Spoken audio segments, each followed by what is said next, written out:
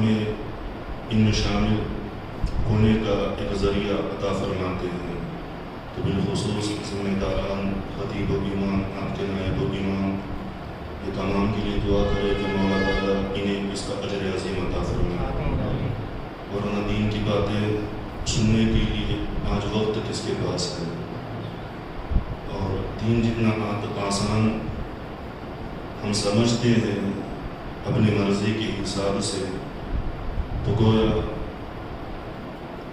حقیقی دین اگر ہمیں دیکھنا ہے تو ہمیں اللہ والوں کی زندگی دیکھنی ہوگی، جنہوں نے دین کے لیے اپنا سب کچھ لگایا ہے، اور سرکار دو عالم صلی اللہ تعالیٰ علیہ وسلم کے نقش قدم پر ساری زندگی گزاری۔ ہمارا دین میں کچھ لگا نہیں، اس لیے ہمارے پاس اس کی اہمیت نہیں ہے، یہ تو ہمیں وراثت کے طور پر ہمارے حساب سے ہمیں ملا۔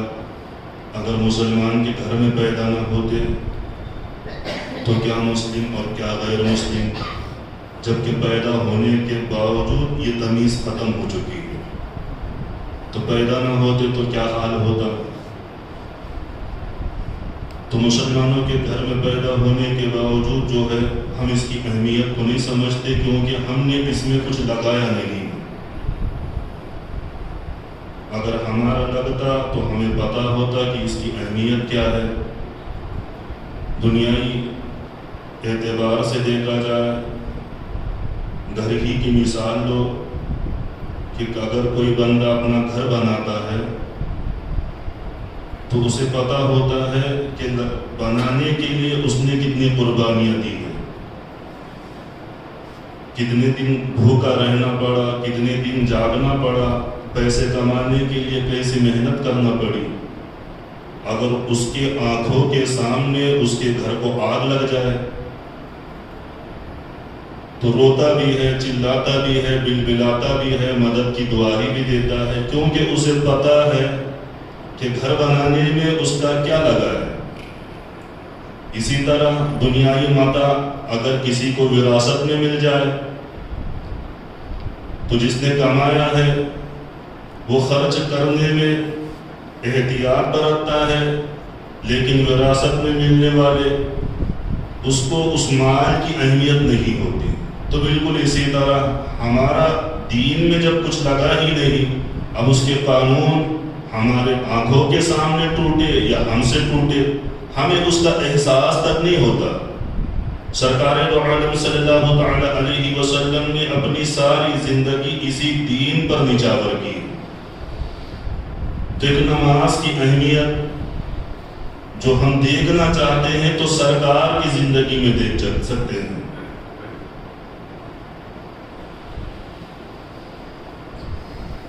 اور اسی دین کے لیے صحابہ نے اپنی زندگی کو نچاور کیا۔ تو دین کے قانون کی حیثیت، دین کے اصول کی حیثیت کیا ہوتی ہے، یہ صحابہ کی زندگی میں ہم دیکھ سکتے ہیں۔ اسی طرح ہمارے اسلاف ہیں جنہوں نے دین کے لیے اپنا سب کچھ لگایا، نہ ان کے زبان پہ کبھی شکوہ آیا، نہ شکایتیں آئی، نہ کسی تکلیف کے درد کو انہوں نے بیان کیا کہ دین کے راستے میں ہمیں ایسی تکلیفیں ملی ہے اور ایسی قربانیاں انہوں نے دی ہے، ہم اس کا تصور بھی نہیں کر سکتے۔ سرکار جب حرم میں ہوتے، خانہ کعبہ سامنے ہوتا،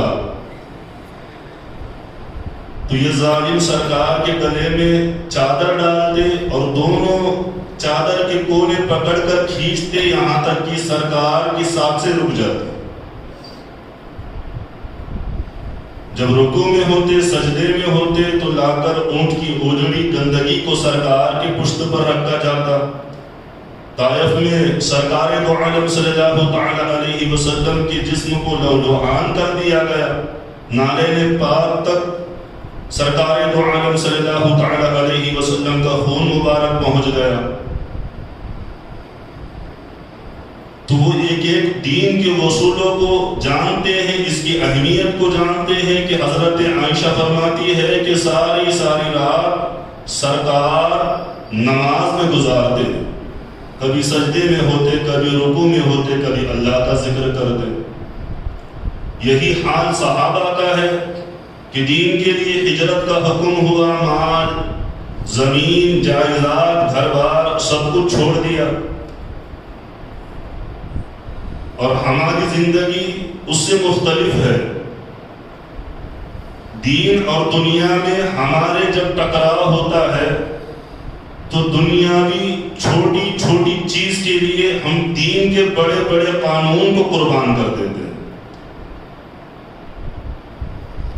جب دنیائی معاملہ ہو تب بھی وہی حال ہے، دینی معاملہ ہو تب بھی وہی حال ہے۔ اپنی مرضی کو، اپنی خواہشات کو، نفسانیت کو اتنی اہمیت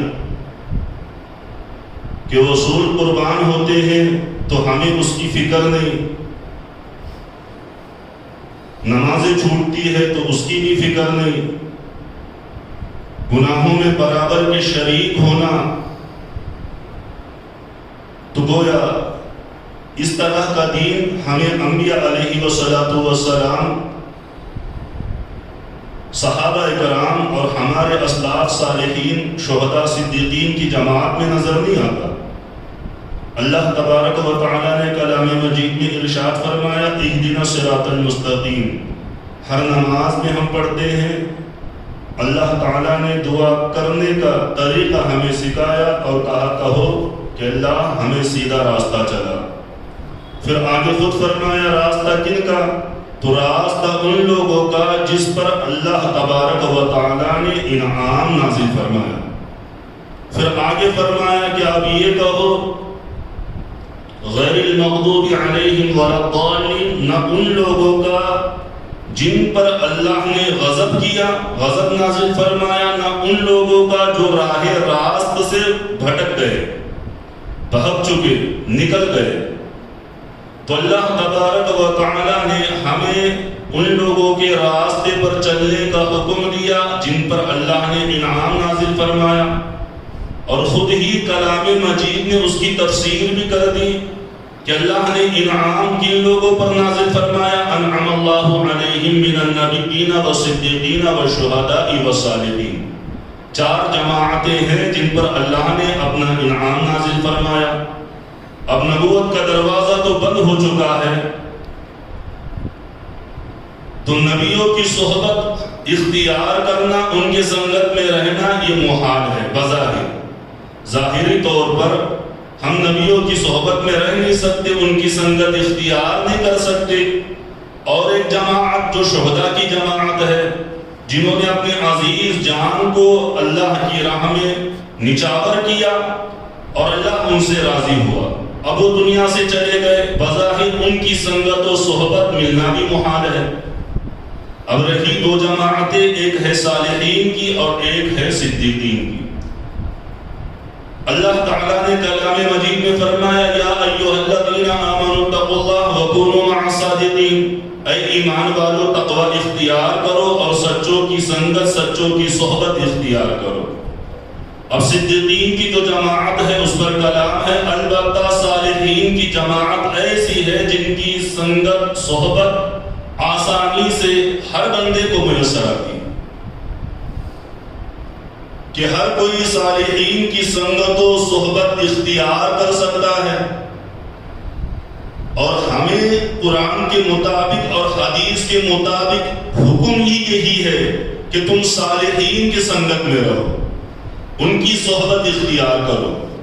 سرکار دو عالم صلی اللہ تعالی علیہ وسلم کا فرمان علی شان ہے کہ کسی کو اپنا دوست نہ بناؤ سوائے اہل ایمان کے، سوائے اہل ایمان کی، یعنی ایمان والے کے علاوہ نہ تم کسی کو دوست بنا سکتے ہو، نہ کسی کو رازدار بنا سکتے ہو۔ سرکار دو عالم صلی اللہ تعالی علیہ وسلم نے فرمایا کہ بندہ اپنے دوست کے مذہب پہ ہوتا ہے۔ سرکار دو عالم صلی اللہ تعالی علیہ وسلم نے فرمایا کہ بروز قیامت بندے کا حشر اسی کے ساتھ ہوگا جس سے دنیا میں وہ محبت کرتا ہے۔ یعنی ماحول کا کتنا بڑا دخل ہے کہ اللہ تبارک و تعالیٰ نے ہمارا کتنا خیال رکھا کہ ساتھ کس کے رہنا ہے، دور کن سے جانا ہے، ہر چیز اللہ تبارک و تعالیٰ نے بیان کی۔ اور بغور ہم کرتے ہیں ان باتوں پر تو اچھی طرح سمجھ جائیں گے۔ سرکار نے فرمایا کہ ہر بچہ پیدا ہونے والا اسلام پر پیدا ہوتا ہے، لیکن کچھ یہودی بنتے ہیں، کچھ غیر مسلم بنتے ہیں، کچھ نصرانی بنتے ہیں، جبکہ پیدا اسلام پہ ہوتے ہیں۔ تو وجہ کیا ہے؟ کیوں کر وہ یہودی بنا، کیوں کر عیسائی بنا، غیر مسلم بنا؟ تو وجہ بیان کرتے ہیں، ماں اور باپ کی سنگت نے اسے یہودی یا غیر مسلم بنا دیا۔ یہ صحبت و سنگت کا اثر ہے۔ سرکار دو عالم صلی اللہ تعالی علیہ وسلم کے فرمان کو بغور سماعت کرو۔ اب جائزہ بھی لو کہ سرکار دو عالم صلی اللہ تعالی علیہ وسلم کا فرمان بھی موجود ہے، کلام مجید بھی موجود ہے۔ اب ہمیں اس میں غور و فکر کرنا ہے کہ ہر بندے پر ایمان لانا فرض عین ہے، کہ بغیر ایمان لائے وہ جہنم سے بچ ہی نہیں سکتا۔ اسی طرح جو بندے ایمان لا چکے ہیں انہیں اپنا ایمان بچانا فرض عین ہے، کہ جو ایمان اللہ تبارک و تعالیٰ نے انہیں عطا کیا اب وہ اپنے ایمان کی حفاظت کرے، اور وہی بندہ کامیاب ہے جو ایمان کی سلامتی کے ساتھ دنیا سے چلا گئے۔ اب ایمان محفوظ کیسے ہوگا، ایمان بچے گا کیسے؟ تو اللہ تبارک و تعالیٰ نے اولیاء اللہ کو ہمارے ایمان کا محافظ بنایا، جن کی سنگت میں صحبت میں رہنے کا ہمیں حکم دیا جا رہا ہے۔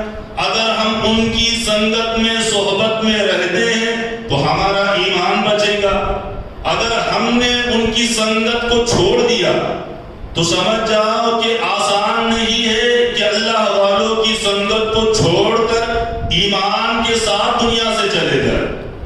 اب ہم اپنی سنگت و صحبت کا جائزہ لیتے ہیں کہ جن کے ساتھ ہمارا اٹھنا بیٹھنا کھانا پینا ہے وہ کیسے لوگ ہیں۔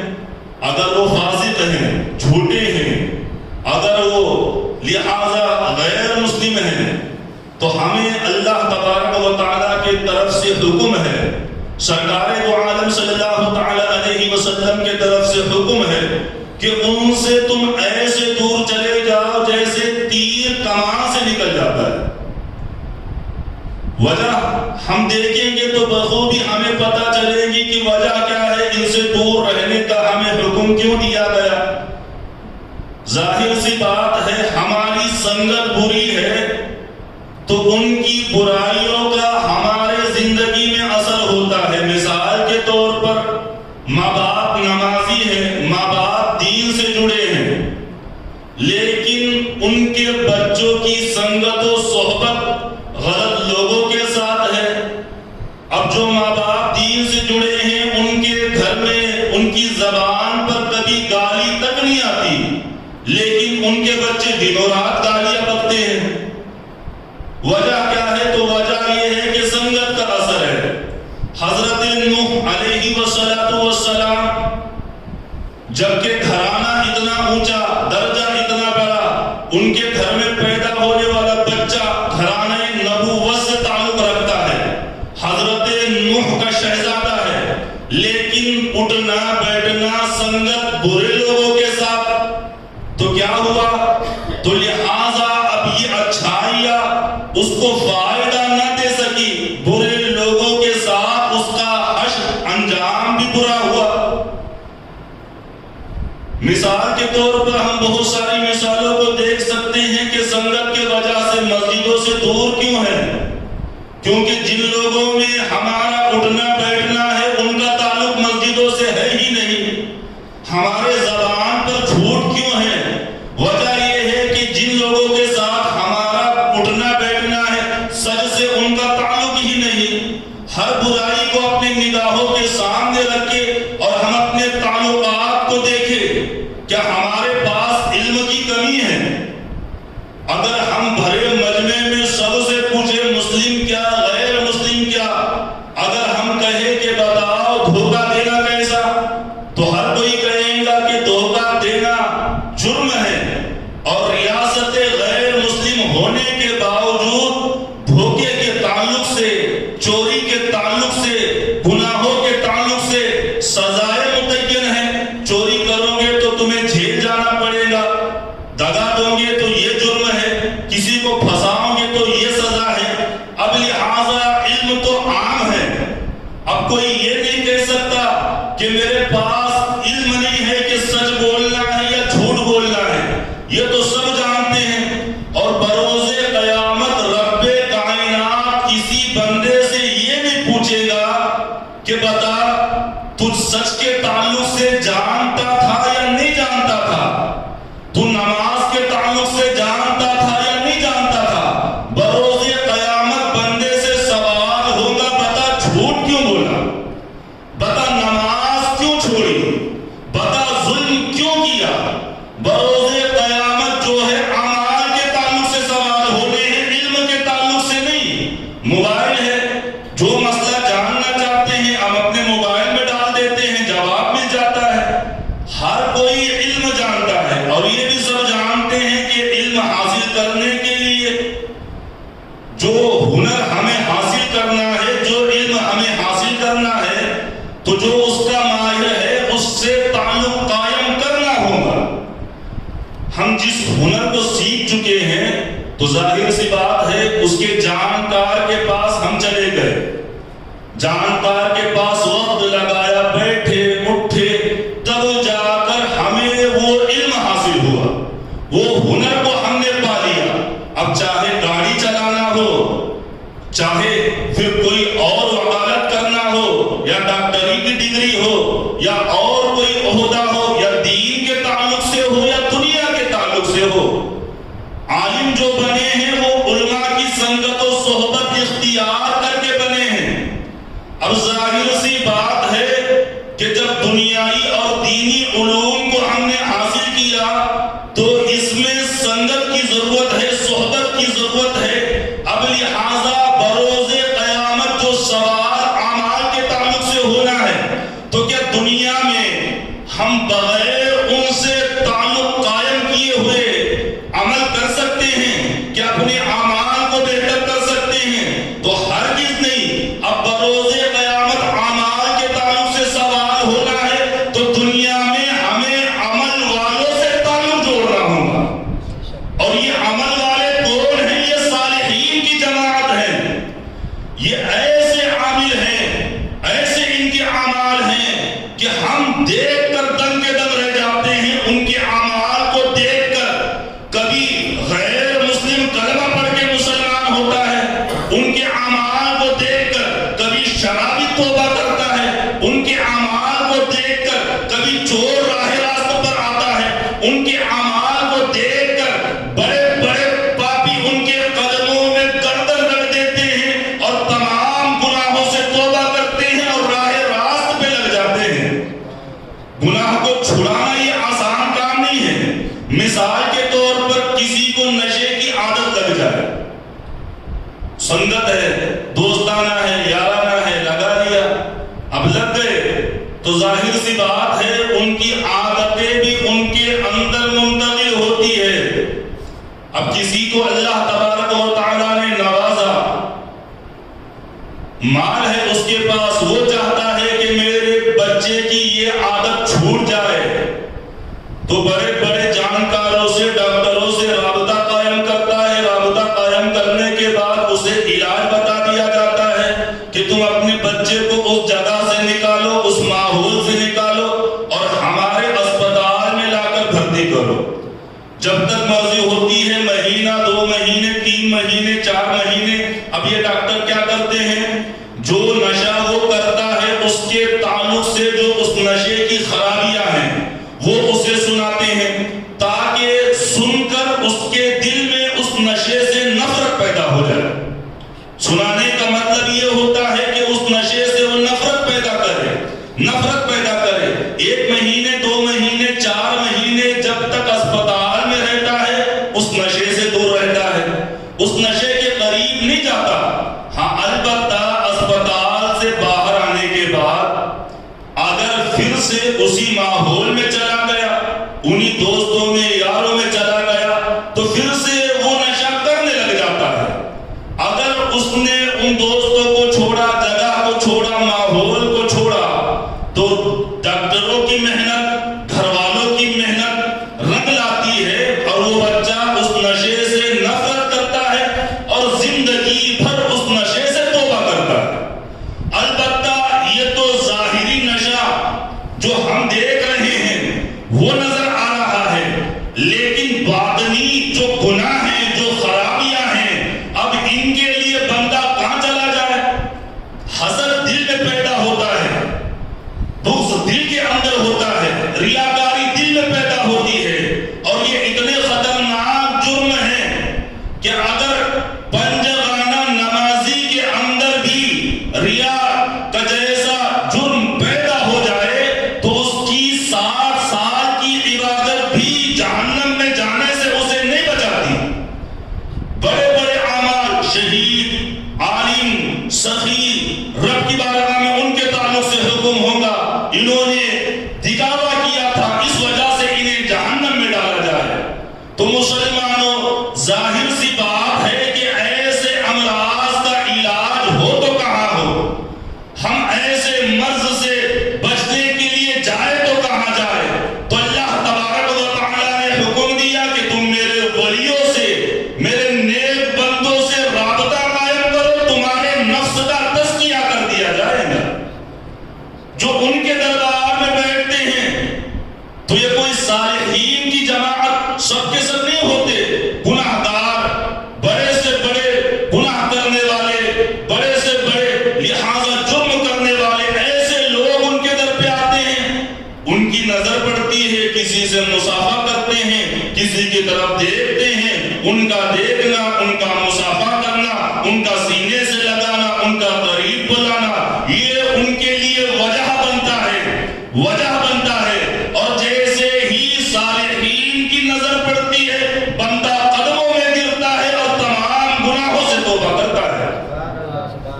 غوث اعظم رضی اللہ تعالی عنہ کے مجلس میں بیٹھنے والے کے نمازی تھے، 60 ہزار کا مجمع لگا رہتا تھا اور بڑے بڑے گناہ کرنے والے پاپی حضرات غوث اعظم کی مجلس میں بیٹھتے، غوث اعظم کے کلام کو سنتے تو ادھر آنکھوں سے آنسو جاری ہوتے.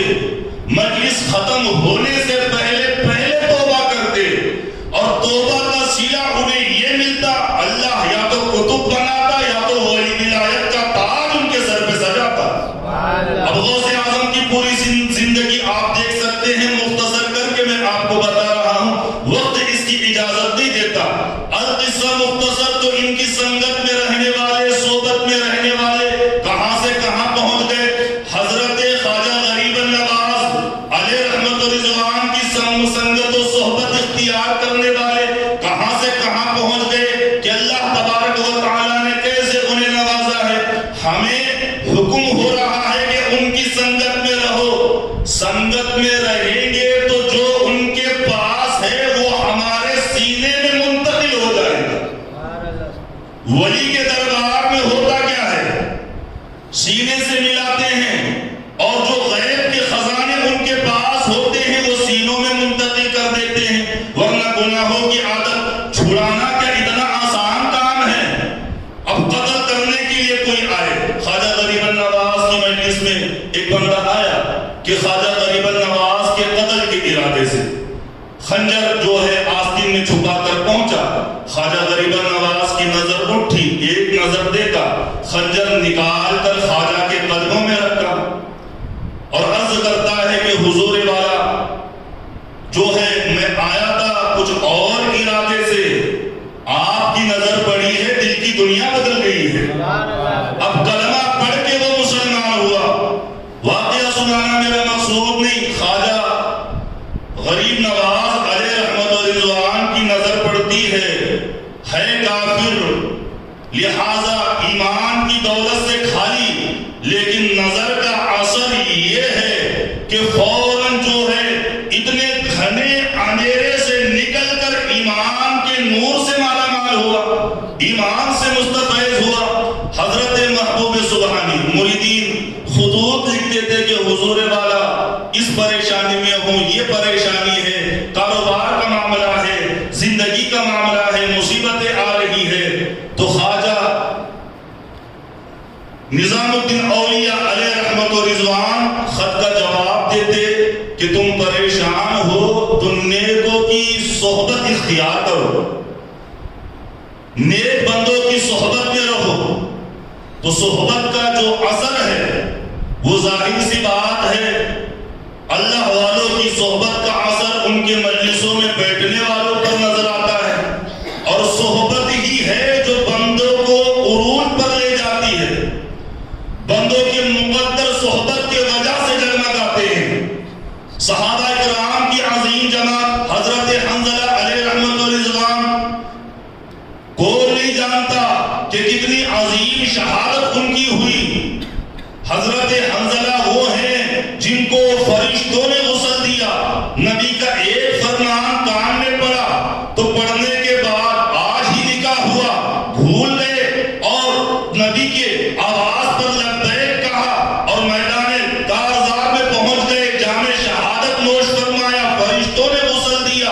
وہ حضرت حنظلہ فرماتے ہیں ایک مرتبہ اپنے گھر میں تھے، سرکار کی بارگاہ سے آئے، گھر میں آ کر بیٹھے، آنے کے بعد دیکھا کیفیت بدل گئی، جو مزاج ان کا سرکار کے مجلس میں ہوتا تھا اب وہ مزاج گھر میں نہیں، دل کے جو ارادے ہیں، دل کی جو کیفیت ہے گھر کے اندر بدل گئی۔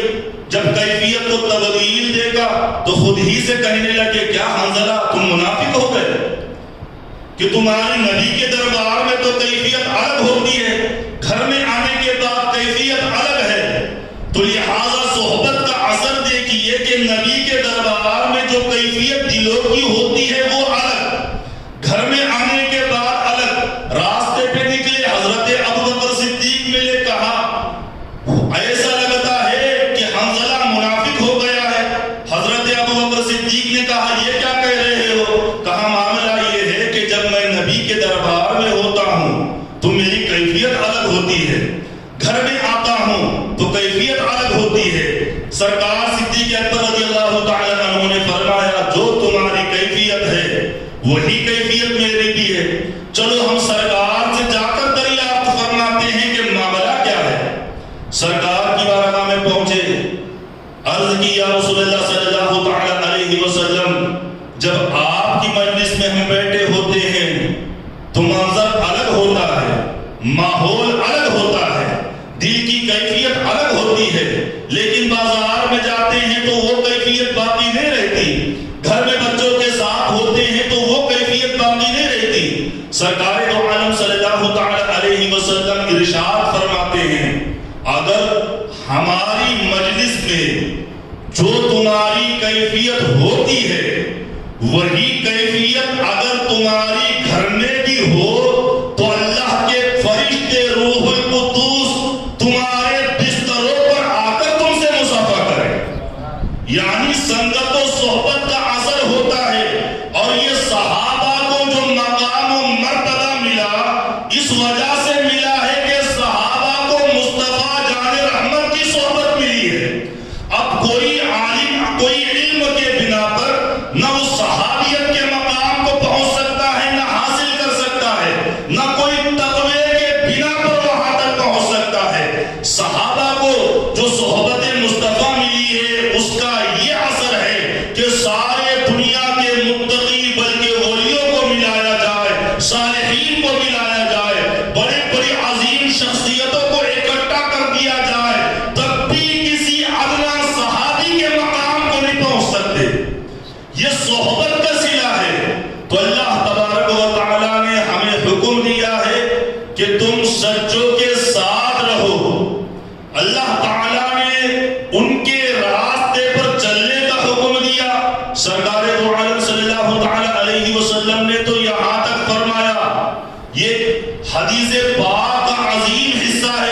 کہ سرکار فرماتے ہیں جس دسترخوان پہ تم کھانا کھاتے ہو اس دسترخوان پر متقیوں کے ساتھ تم کھانا کھاؤ.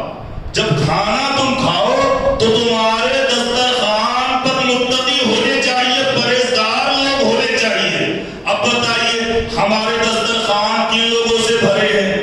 ہمارے جو ماحول ہے کون سا ماحول ہے؟ ہمارے دوست جن کے اندر اٹھنا بیٹھنا ہے وہ کیسے ہیں؟ تو بالخصوص اللہ اور اللہ کے رسول کے حکم کو مانو کہ اللہ اور اللہ کے رسول کا حکم ہے کہ سچوں کو تم اپنا دوست بناؤ. اللہ کا حکم ہے کہ انعام یافتہ لوگوں کی سنگت میں رہو, فاسقوں سے, فاجروں سے, بے نمازیوں سے دور رہو. جو گناہگار ہیں, حضرت امام جعفر صادق نے تو ان کی قسمیں بھی بیان کی کہ 5 قسم کے ہیں کہ احمق سے بھی دوستی کرنے سے بچو, بیوقوف جو ہوتے ہیں ان سے بھی دوستی نہ کرو, جھوٹ بولنے والے سے دوستی نہ کرو, فاسق سے دوستی نہ کرو, اس کے بعد جو بخیل ہے اس سے دوستی مت کرو. حضرت امام جعفر صادق نے بھی گنا ہے. سرکار دو عالم صلی اللہ تعالی علیہ وسلم کے آخری حدیث پاک کہ سرکار فرماتے ہیں کہ صالحین سے دوستی کرنا مشک جیسا ہے اور جس کی عادتیں بری ہے بروں سے دوستی کرنا لوہار کی طرح ہے. مشک وہ ہوتا ہے کہ عطر والے کے پاس جو عطر ہوتا ہے اگر تمہاری دوستی اس سے ہے تو اس کے پاس جاؤ گے تو بغیر پیسے کی بھی تمہیں خوشبو میسر آئے گی. اس کے ساتھ رہو گے, جب بھی اپنے بوتل کا ڈھکن کھولے گا تو گویا خوشبو آئے گی, تمہارے دل و دماغ کو معطر کرے گی. اور ہو سکتا ہے کہ دوستانہ کے ناطے بغیر پیسے کی بھی تمہیں خوشبو فری میں لہذا دے دے. اور فرمایا کہ گناہگاروں کی صحبت و سنگت جو ہے ایسی ہے جیسی لوہار کی. اب معاملہ کیا ہے کہ وہ آگ کو پھونکتا ہے, اس کی سنگت میں رہیں گے آگ کو پھونکے گا تو بغیر کچھ کیے آگ کی چنگاریاں ہمارے کپڑے تک پہنچے گی. اگر نہ بھی پہنچے تو اس کی بدبو سے ہم اپنے آپ کو بچا نہیں سکتے, اس کے بدبو سے. لہذا ہمارے دل و دماغ کی کیفیت تبدیل ہوگی. اور صحبت کا اثر کیا ہے؟ اصحاب کہف کے کتے کو دیکھو, مخدوم اشرف سمنانی کے در پہ پڑنے والی بلی کو دیکھو. تو لہذا جانوروں کے اندر وہ خصائص آ جاتے ہیں جس کا وہ تصور بھی نہیں کرتے کہ صحبت و سنگت کی وجہ سے اگر وہ چیز ہم نے کھو دی, اچھوں کی صحبت کو اور بروں کی صحبت اختیار کی, تو سمجھ جاؤ کہ بروز قیامت جو ہمارے دوست کا حشر ہونے والا ہے وہی ہمارا حشر ہونے والا ہے. تو بالخصوص حضور غوث اعظم رضی اللہ تعالی عنہ کی محبت اور